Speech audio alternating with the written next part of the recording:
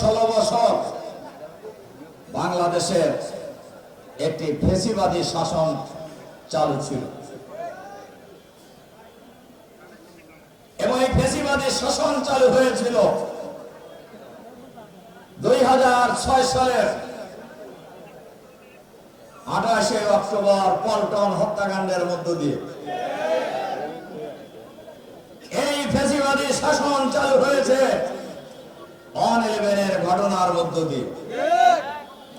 এই ফ্যাসিবাদী শাসন চালু করার জন্য 2008 সালে যে নির্বাচন হয়েছিল, এই নির্বাচন হয়েছিল মঈনুদ্দিন ফখরুদ্দিন আর শেখ হাসিনা এবং ভারতীয় গোয়েন্দা সংস্থা রয়ের ত্রিপক্ষীয় ষড়যন্ত্রের সমঝোতার নির্বাচন।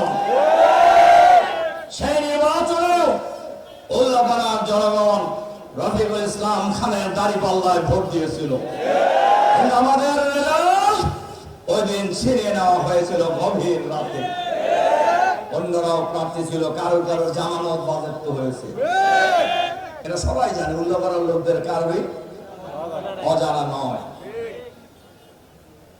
2008 সালের 29 ডিসেম্বর এই ষড়যন্ত্রের নির্বাচনের পর 2009 সালে শেখ হাসিনার নেতৃত্বে সরকার গঠন করে আওয়ামী লীগ।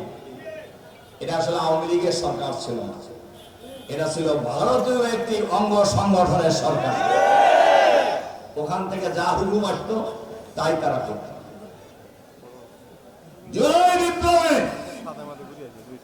এই জুলাই আন্দোলন শুরু হয়েছিল ছাত্রদের কোটা বিরোধী আন্দোলন, কোটা সংস্কারের আন্দোলন। এই আন্দোলন সরকার পতনের আন্দোলন ছিল না। ফ্যাসিবাদের যারা বৈশিষ্ট্য, তাদের বিরুদ্ধে কোনো কথাই তারা সহ্য করতে কাজে কোটা সংস্কারের আন্দোলনে ছাত্রদের উপর তারা নির্বিচারে গুলি চালিয়েছে। আর একটা কথা বলা দরকার, এখন হয়তো অনেকেই আমরা ক্ষমতায় যাওয়ার জন্য পাগল হয়ে গেছি, কিন্তু আমরা তো 16 বছর আন্দোলন করছি, আমরা হাসিনা কিছু করতে পারছিলাম। এই ছাত্ররাই তো জুলাই বিপ্লবের মধ্য দিয়ে শেখ হাসিনাকে পদত্যাগ করতে বাধ্য হয়েছে এবং মাত্র 1 মাসের ব্যবধানে প্রায় 2000 মানুষ জীবন দিয়েছে। প্রথমে আন্দোলন ছিল ছাত্রদের, কিন্তু শেষ পর্যায়ে রাজনীতিবিদ, কৃষক, রিক্সাওয়ালা, ঠেলাওয়ালা, ভ্যানওয়ালা, ফুটপাতের দোকানদার, বিশ্ববিদ্যালয়ের শিক্ষক, কর্মকর্তা, ছাত্র ছাত্রী, এমনকি সেনা পরিবারের সদস্যরা রাজপথে হাসিনার পদত্যাগের দাবিতে আন্দোলনে নেমেছিল। এরা কোন দলের আন্দোলন ছিল না। এ কারণে এই বিপ্লবে যারা শহীদ হয়েছে, যারা জীবন দিয়েছে, আজকের এই প্রথম বিপ্লবের শাহাদাত বার্ষিকীতে আমি এই বীর শহীদদেরকে আমি স্মরণ করছি এবং সরকারের কাছে আহ্বান জানাচ্ছি।